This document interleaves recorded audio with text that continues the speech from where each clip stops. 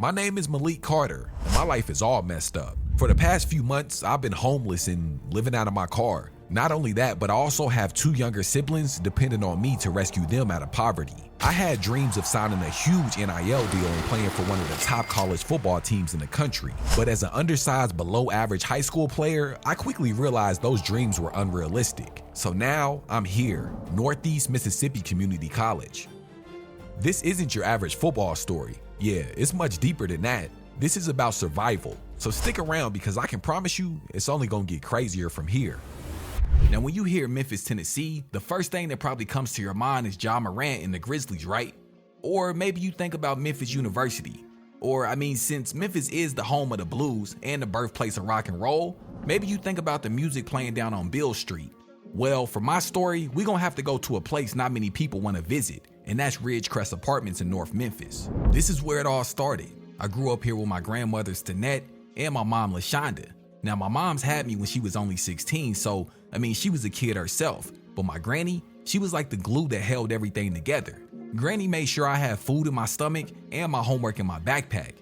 She really added structure to my life and kept me and my mom's in check. Well, all that changed when my grandmother passed away. Everything fell apart.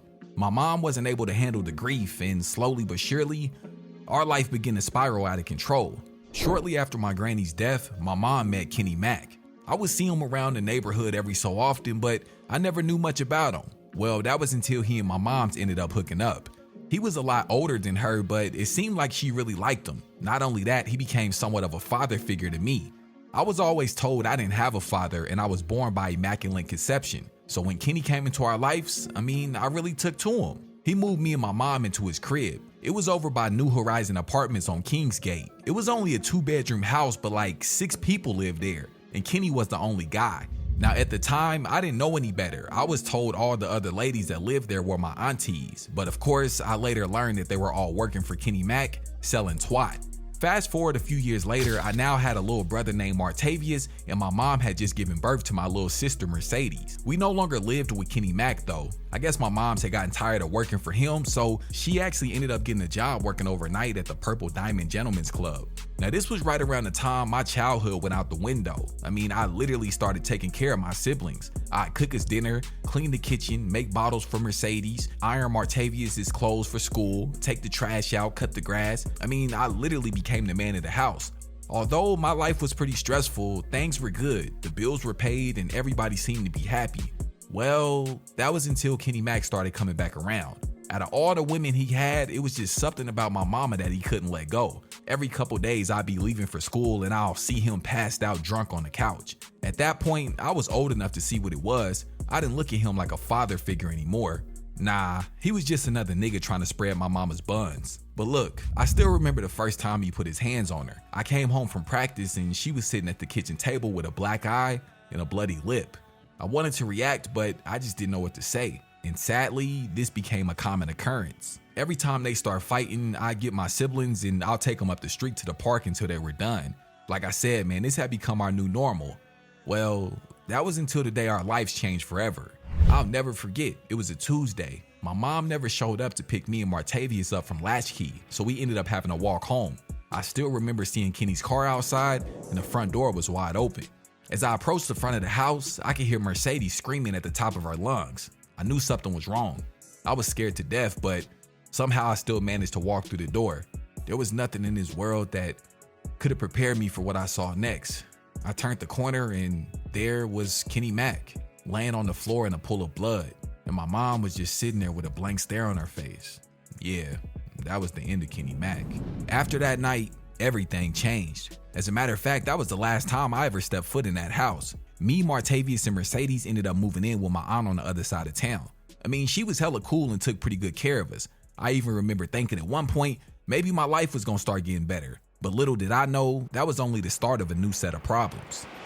Shakita Bishop, or Auntie Kea as I used to call her, this is who took me and my siblings in after my moms went to prison. Now, she's not my real auntie or anything like that, but she's actually my mom's best friend. They used to work together at the Purple Diamond. Now, I know what you're thinking, but hey, looks can be deceiving. From what I heard, Keita B used to pack the house. The club even created a special night just for her. They called it Husky Mondays, and if you showed up early enough, They give you half off barbecue riblets from the kitchen. Anyways, after she moved us in, she stopped working at the club. The state actually started sending her money each month for being our guardian, so that meant she no longer had to sell her snappy nappy dugout. But like I said, man, things were good early on. Kea tried her best to make us not feel the absence of our mother, but all that changed once her boyfriend moved in. Dude is a straight dirtbag. I mean, the nigga's name is Kennard. When he first got there, I tried to be cool, but I could tell immediately we was gonna have issues. He got him a little job at Crumpy's frying hot wings and started acting like he was big dog or something. Well, things got overly heated one day after he tried to discipline my little brother like he was his daddy or something. I was getting the best of his bitch ass, so this nigga really ran in the kitchen and got a dirty butter knife out the sink and sliced me with it. That's why I got this scar on my face right now. But yeah, after that fight, my aunt said one of us had to go. So at the age of just 16 years old, I found myself homeless. I definitely felt some type of way my aunt chose her boyfriend over me, but I just looked at it like it was what it was. I knew I had to get my hands on some real money so I can get a place to stay and move my siblings out from over there, but honestly, I didn't know where to start. I spent the first few days really just wandering around trying to find a job, but I quickly found out nobody wanted to hire a 16-year-old kid with no experience. My next move was to go to the pawn shop and try to get rid of a few of my retros. Now those were the last gifts that my mom bought me before she left, so I definitely didn't want to let them go, but yeah man, buddy gave me $47 total for both pair. I spent that little shit the same day. Look man, I was asked out and it definitely wasn't looking too good. Well, that's when I decided to turn on my hustle. I went down to Bill Street and set up shop.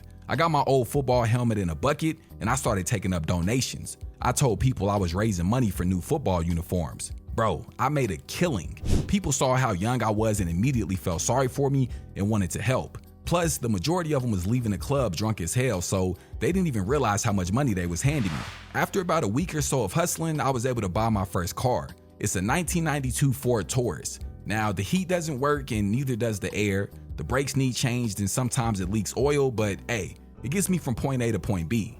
My junior year of high school was definitely the worst year of my life. Not only was I homeless and dirty, but I also kind of stunk a bit as well. At the time, I was either sleeping in my car or, staying in abandoned houses. So that meant I didn't have a place to shower and, watch my winky. Plus, I took damn near all my clothes and shoes back over to my aunt's crib for Martavius to wear. So that meant all I had was like 2 shirts, 1 pair of jeans, and some dirty ass hot top forces. I went from being somewhat popular the year before to being the dirty, stinky nigga everybody avoided. I swear, at one point it got so bad that a few of my classmates tried to get me suspended for being musty. I ended up having to have a meeting with the counselor at the school. She wanted to make sure I didn't need any help and everything was good at home. I knew if I told her the truth, I'd end up in foster care, and that would mean I definitely wouldn't be able to help my siblings, so I just lied and told her everything was cool.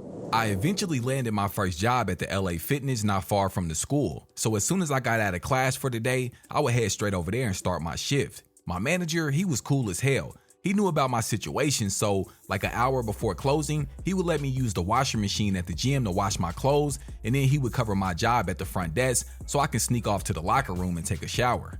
Now, of course, since I was still in school, I could only work part-time at the gym, so that meant I wasn't making much money. But with the little bit of money I was getting, I would head over to Walmart to buy a few groceries for myself and some for my aunt's crib as well. Football season was right around the corner, but it was no way I was gonna be able to play. All my free time after school was spent working, trying to save up for an apartment. So yeah, I had already made up in my mind that my playing days were done. Now I'm not finna sit here and lie to y'all and say I was the best at the school or anything like that, but as a sophomore, I did get to play on JV and I even suited up a few games on varsity as well.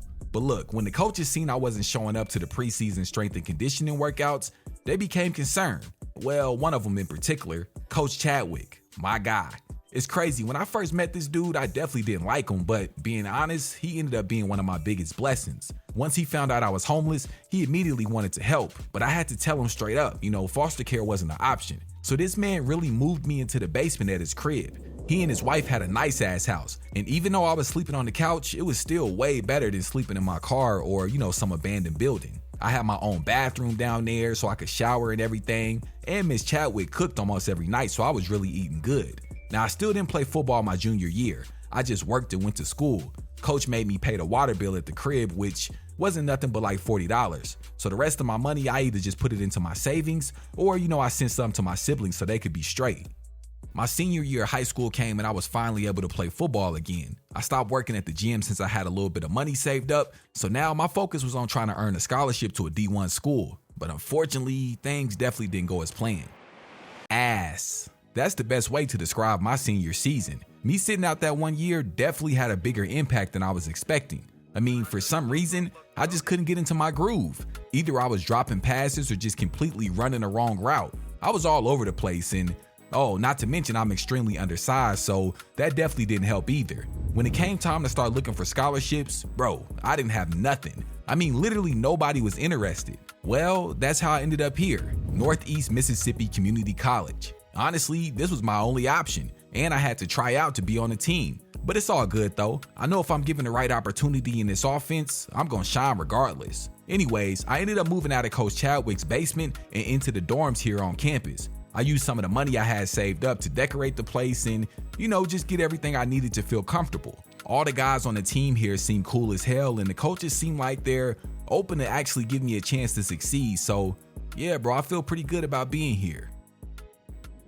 The first game of my JUCO season is right around the corner. Now, we got a pretty tough schedule, but honestly, I'm not too concerned about wins and losses. I just want to make sure I go out there and do my thing, so that way once it's all said and done, I can get that D1 scholarship offer I've been chasing and hopefully sign a huge NIL deal that's going to change my family's lives forever.